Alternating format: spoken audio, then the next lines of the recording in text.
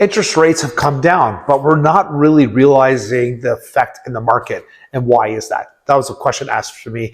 And it's a great question.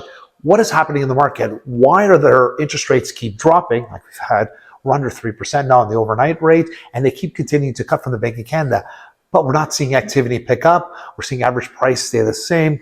What's going on?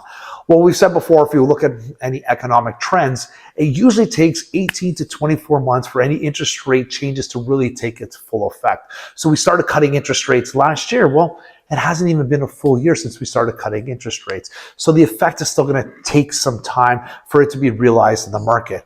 The one thing I do have to caution, I would caution the Bank of Canada doing this, but we are in a recession. I can understand why they're cutting interest rates the way they are, but not to cut too much too quickly.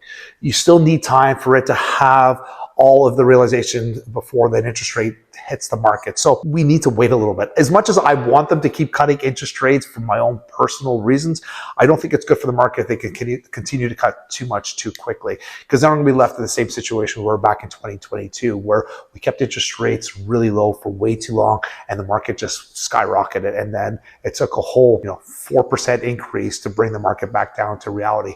Right now, we're hovering around that $1.1 million mark. We've been doing that for the last 18 months, kind of goes up and down within that range.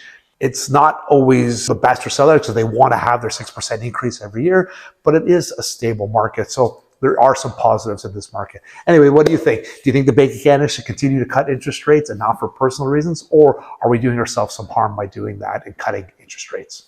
Love to know your thoughts.